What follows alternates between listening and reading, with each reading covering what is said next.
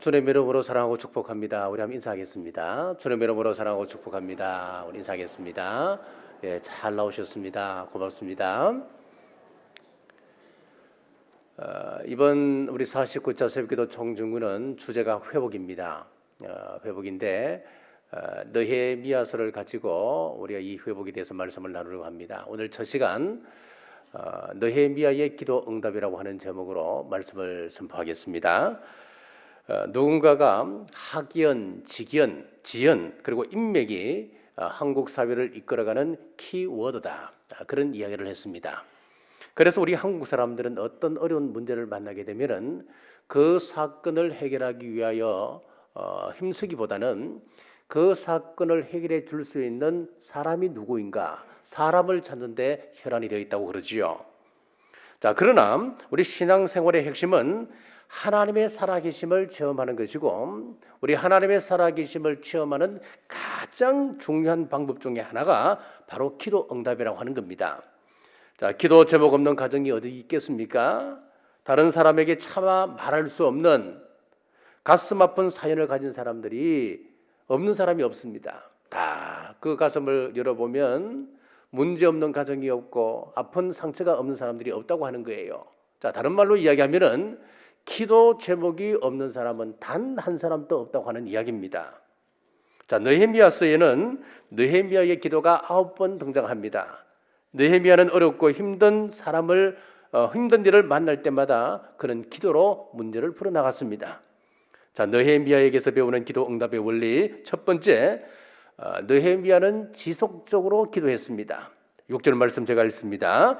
이제 종이 주의 종들인 이스라엘 자손을 위하여 주야로 기도하오며, 여기서 주야로 기도한다라고 하는 이 말씀의 의미는 쉬지 않고 기도한다라고 하는 그 의미와 함께 지속적으로 하나님 앞에 기도한다, 그런 의미를 가지고 있습니다.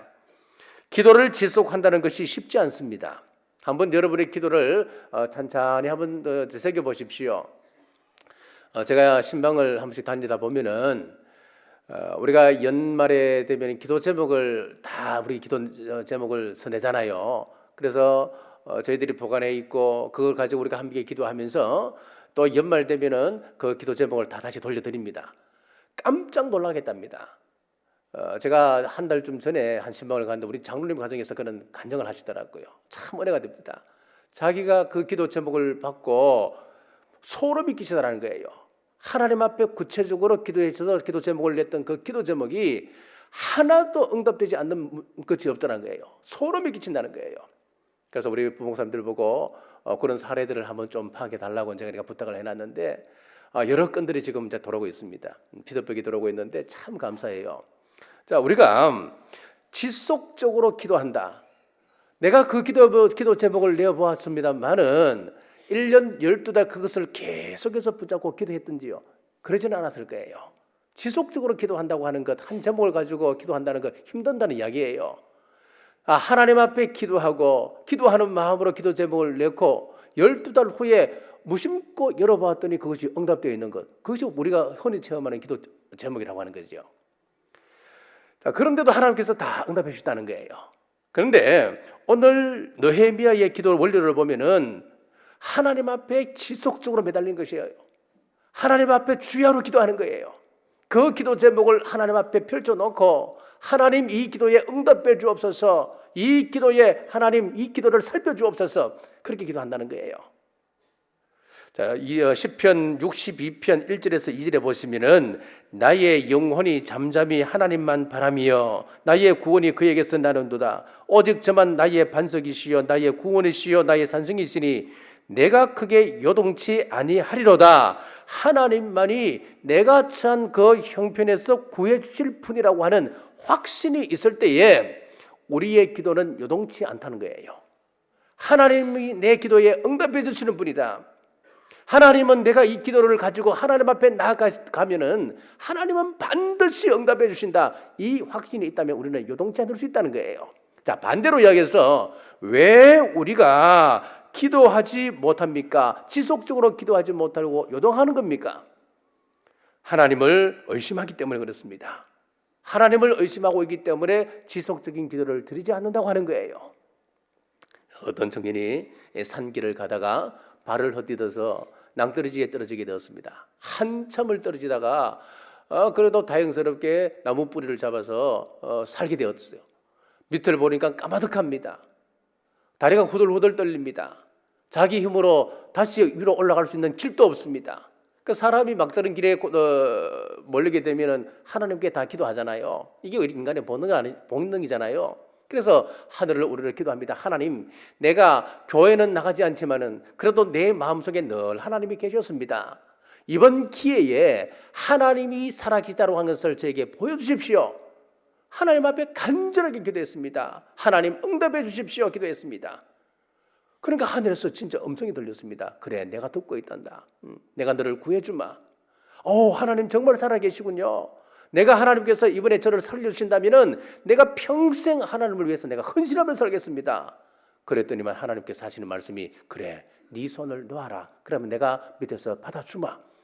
이 청년이 밑을 보니까 까마득합니다. 한참을 곰곰이 생각하다가 다시 위를 향하여 이야기하기를, 그 위에 하나님 말고 다른 분 안 계세요. 그렇게 이야기하는 거예요. 무슨 이야기냐면은, 내가 하나님 앞에 기도하여서 하나님의 응답이 왔다 하더라도 내가 원하는 응답이 아니라면은 우리 그거 다 거절하고 살아간다는 거예요. 하나님의 뜻이라 할지라도 받아들이지를 않습니다. 지속적으로 기도하면 내가 구하는 것이 무엇인지를 우리는 알게 되고 겸손과 인내로 믿음의 성장을 우리는 이루어갈 수 있다고 하는 겁니다. 그래서 우리가 하나님 앞에 지속적으로 기도하는 것, 주야로 기도하는 것은 굉장히 중요합니다. 자, 두 번째, 느헤미야의 기도는 하나님의 마음을 여는 기도였습니다. 6절 중반절 보십시오. 주는 귀를 기울이시며 눈을 여시사 종의 기도를 들으시옵소서. 하나님의 눈이 자기를 향하고 하나님의 귀가 자기의 소리를 들으시는 하나님의 마음을 여는 기도였습니다. 느헤미야는 하나님과 자기 사이에 있는 장애물, 즉 죄를 고백하고 있는데 이 민족의 비극이 죄로부터 시작되었다고 하는 것, 하나님께서 열조에게 말씀하신 대로 조상들이 그 말씀을 지키지 않았다고 하는 것에서 그 원인을 찾기 시작했습니다. 자, 느헤미야는 기도의 사람이었습니다만은 그가 현실을 모르거나 무시하는 맹목적인 그런 사람은 아니었습니다. 또 우리가 흔히 오해하는 부분이 뭐냐 하면은 기도만 열심히 하는 사람들은 현실을 모른다. 좀 맹목적이고 신비 좀 쌓인 사람이다. 막 그렇게 생각하기 쉽습니다만은 느헤미야가 그런 사람이 아니었다는 거예요. 왕에게 수를 따르는 사람이라고 표현하고 있는데 이것은 보통 주위에 있는 사람이 아닙니다. 우리 한국에서도 최고의 실세가 누굽니까? 비서실장 아니겠습니까? 그러면은 술 따르는 사람이라고 표현했는데 이 직책은 요즘 말로 하면 비서실장격의 사람입니다. 최고의 권력을 소유하고 있는 사람입니다. 왕과 함께 고대 근동 지방에 발달한 문화와 그리고 예술, 정치, 철학, 경제, 문학 할 것 없이 모든 면에서 왕과 대화를 나눌 수 있을 만큼 해박한 지식을 가지고 있는 학자였습니다. 대정치가 가졌다고 하는 것을 알 수가 있는 거예요. 자, 그렇다면은 느헤미야가 지금 이스라엘 민족이 당하고 있는 그런 어려운 현상들을 보면서 인문학적 소양을 가지고 충분히 그가 분석할 수 있는 능력을 가지고 있는 사람이었다는 것을 알 수가 있는 거예요. 그런 느헤미야가 이스라엘 민족의 패망의 원인을 뭘로 보느냐? 죄 문제였다 그렇게 본다는 말이에요. 기도의 사람 다니엘도 역시 동일한 해석을 하고 있습니다. 다니엘은 당시 세상에서 가장 발달했던 그 문화를 가졌던 페르시아에서 총리를 지냈던 사람이었습니다. 그렇다면 이 다니엘 역시 지혜의 사람이었고 그는 대단한 정치가였으며 학자였다고 하는 것을 알 수가 있는데 이런 다니엘도 다니엘서 9장에서 동일하게 이야기를 하고 있습니다. 다니엘 9장 5절에서 6절 말씀입니다. 우리는 이미 범죄하여 패역하며 행악하며 반역하여 주의 법도와 규례를 떠나싸우며 우리가 또 주의 이름으로 주의 열왕과 우리의 방백과 열조와 온 국민에게 말씀한 것을 듣지 아니하였나이다. 이스라엘 민족이 멸망하게 된 그 원인이 무엇이냐? 죄라고 하는 것입니다. 이 죄를 하나님 앞에 고백하고 회개하는 모습을 보게 됩니다. 이사야 서지자도 마찬가지입니다. 우리가 잘 아는 말씀입니다. 이사야 59장 1절에서 2절 말씀입니다. 여호와의 손이 짧아 구원치 못하심도 아니요 귀가 둔하여 듣지 못하심도 아니라 오직 너희 죄악이 너희와 너희 하나님 사이를 내었고 너희 죄가 그 얼굴을 가리워서 너희를 듣지 않으시게 함이니.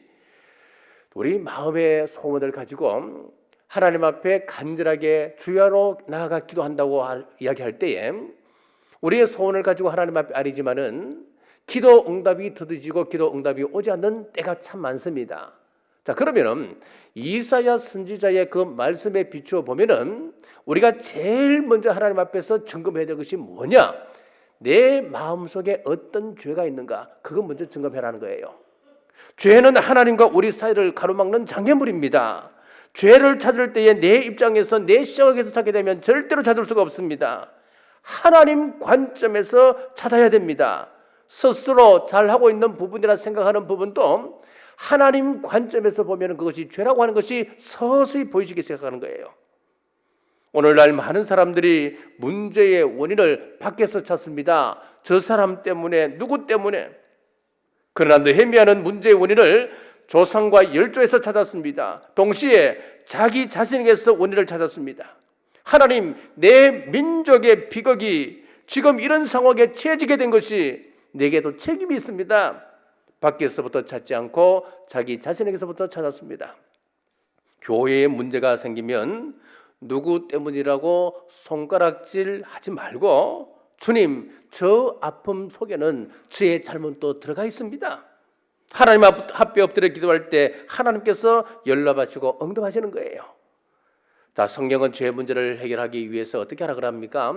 하나님 앞에 우리의 죄를 내어놓고 하나님 앞에 그 죄를 가지고 회개하고 나가면 우리 죄가 주홍 같고 피처럼 붉을지라도 양털 같고 눈처럼 희게 만들어 주신다. 그게 성경의 용서의 원리입니다, 여러분. 하나님과 나 사이에 놓여진 죄를 철저히 고백할 때에 우리의 기도는 반드시 응답될 줄 믿으시길 주의 이름으로 축복합니다. 자, 세 번째, 이 느헤미야는 하나님 관점에서 기도했습니다. 7절 말씀입니다. 주를 향하여 크게 악을 행하여 주께서 주의 종 모세에게 명령하신 계명과 율례와 규례를 지키지 아니하였나이다. 느헤미야의 기도는 관점이 내가 아닌 하나님께 있었습니다. 하나님, 이 백성 속에 하나님 백성다운 모습이 보이지 않습니다. 하나님의 백성이 하나님 백성답게 살아갈 수 있도록 도와주옵소서. 그렇게 기도하는 거예요, 지금. 우리도 마찬가지입니다. 우리에게 기도 제목들이 있습니다. 소원이 있습니다. 내가 소원하는 바가 있음에도 불구하고 문제 앞에서 하나님의 모습이, 하나님 자녀다운 내 모습이 어떤 모습일까 고민하는 모습이 필요하단 말이에요. 주님, 제게 질병이 있습니다. 하나님께서 이 질병을 고쳐주면 참 고맙겠습니다. 하지만 질병을 가졌음에도 불구하고 하나님 자녀다운 모습으로 살아간다는 것이 어떤 모습입니까?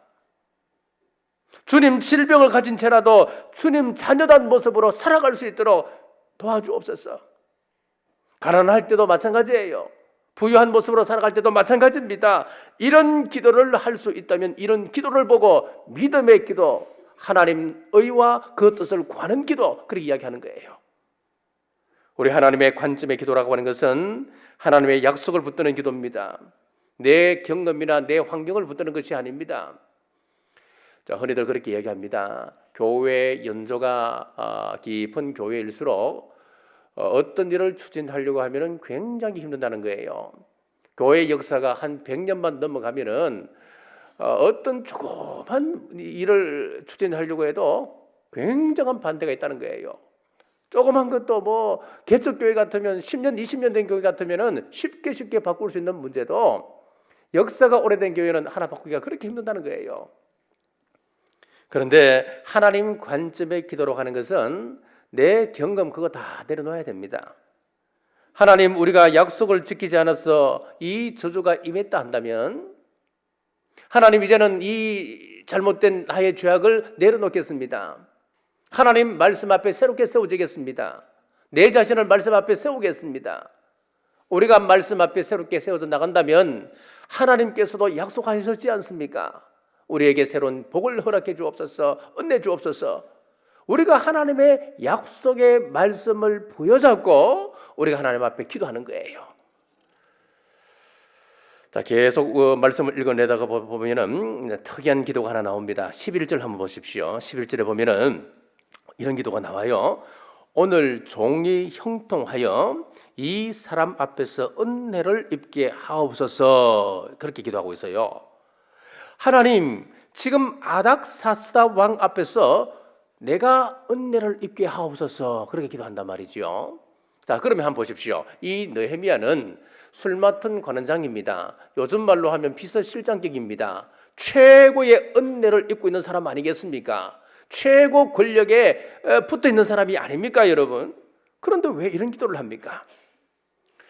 자, 이미 느헤미야는 아주 가까운 사이임에도 불구하고 아닥사스다 왕에게 은혜 입는 가장 큰 기도 제목이 이것이 된 이유가 있습니다. 자, 그 이유는 무엇이냐 하면은 자, 에스라 4장에 보면은 느헤미야 이전에 예루살렘 성을 재건하는 시도가 이미 있었습니다. 그런데 성 건축을 반역 행위로 간주하고 성 재건 중단 칙령을 내린 사람이 누구냐 하니까 지금 느헤미야가 섬기고 있는 아닥사스다 왕이었습니다. 그럼 한번 보십시오. 느헤미야가 예루살렘 성을 건축하려고 지금 시도하고 있는데 그 앞에 가장 큰 장애물이 누구라는 겁니까? 바로 아닥사스다 왕입니다. 자기하고 가장 친하게 지내고 있는 이 왕이라 그런 거예요. 당시의 왕은 절대 권력을 휘두르는 사람입니다. 그 한번 명령해버리면 그것이 곧 법이고 그것이 곧 생명입니다. 그러면은 자기가 내렸던 그 칙령을 다시 번복한다고 하는 것은 있을 수도 없는 일이고 굉장히 힘든 거예요. 그렇기 때문에 느헤미야는 어떻게 기도하느냐? 하나님, 나로 왕에게 은혜를 입게 하옵소서라고 기도했습니다. 하나님께서 왕의 마음을 움직여서 그 명령을 철회할 수 있도록 기도하는 겁니다. 이것은 자기 의지나 신념에 의한 것이 아닌 믿음의 기도요, 하나님 관점에서 기도였습니다. 자, 사랑하는 여러분, 우리 기도 응답은 우리의 신념이나 행위에 달려있지 않습니다. 그래서 우리가 이 세 가지 기본 원칙을 염두에 두지 않고 우리가 기도한다면 그 기도는 중건부원에 불과합니다. 하나님 앞에 응답되지 않는 기도가 됩니다. 그런데 오늘 이 기도를 잘 분석해보고 이 원리를 잘 여러분들이 깨우친다면 우리가 하나님 앞에 하는 그 기도는 반드시 응답받을 수 있습니다. 우리 하나님 앞에 드리는 그 하나님이 원하시는 하나님 받으실 만한 그 기도를 드리는데 왜 하나님께서 응답하지 않으시겠습니까? 자, 어제 저는 오후에 헌신 예배 드릴 때 강사 목사님의 말씀에 큰 은혜를 받았습니다. 혹시 여러분 하나님 앞에 믿음의 기도를 올려드리는데도 불구하고 내 문제를 하나님 앞에 그대로 있는 그대로 토설하고 하나님 앞에 깨끗한 모습으로 깨끗한 심령으로 나가는데도 불구하고 응답이 더뎌집니까? 응답이 더뎌지는 이유가 뭐라고 그랬습니까? 하나님께서 큰 응답을 주시기 위해서 그래서 제가 이제 박수를 쳤습니다. 정말로 여러분 가슴이 답답한 일이 한두 가지겠습니까? 왜 하나님은 다른 사람의 기도는 다 들어 응답해 주시는 것 같은데 왜 내 기도에는 응답하지 않는 것처럼 느껴질까요? 여러분 인내하면서 이 원리 그대로 따라 순종하며 기도하십시오. 하나님의 응답이 늦어진다면 하나님은 반드시 큰 선물로 여러분과 여러분 가정에 여러분 자녀에게 반드시 응답하실 것입니다. 여러분 하나님의 이 약속을 부여잡고 지속적으로 기도하십시오. 하나님의 마음을 여는 기도하십시오. 하나님의 관점으로 하나님의 마음으로 기도할 때 느헤미야처럼 하나님의 응답이 여러분과 여러분 가정에 임하시기를 주의 이름으로 축복합니다. 기도하겠습니다. 하나님 감사합니다. 느헤미야가 회파된 성을 건축할 때에 하나님께 기도함으로 응답받고 시작했습니다. 느헤미야가 응답받은 원리가 있습니다. 지속적인 기도, 하나님의 마음을 여는 기도, 하나님의 관점으로 기도를 올렸습니다. 우리가 이번 새벽기도 청중호를 통하여 포기하지 말고 끊임없이 기도하게 하시고 하나님의 마음을 움직이는 기도하게 하시며 무엇보다도 나의 욕심이나 이익을 구하지 말고 하나님 관점에서 올리는 믿음의 기도하게 인도하여 주옵소서. 마태복음 10장 기도합니다. 우리 남북교회 성도들 천국 가게 하여 주옵소서. 8절 말씀, 천국 가는 그날까지 건강을 지켜 주옵소서. 12절 말씀, 우리 성도들 가정과 직장과 생업에 하나님의 평안이 임하게 하여 주옵소서. 우리 자녀들과 부부관계에 평안이 있게 하시고 이 모든 말씀 믿음대로 이루어지게 하여 주옵소서. 이제는 우리 주 예수 그리스도의 은혜와 우리 하나님 아버지의 무한하신 사랑과 성령님의 감동과 위로 교통 충만하심이 오늘 주신 말씀 앞에 순종하기로 결단하는 주의 온 권속들과 각 가정과 직장과 생업 위에 지금부터 영원토록 함께 하시길 간절히 축원하옵나이다. 아멘.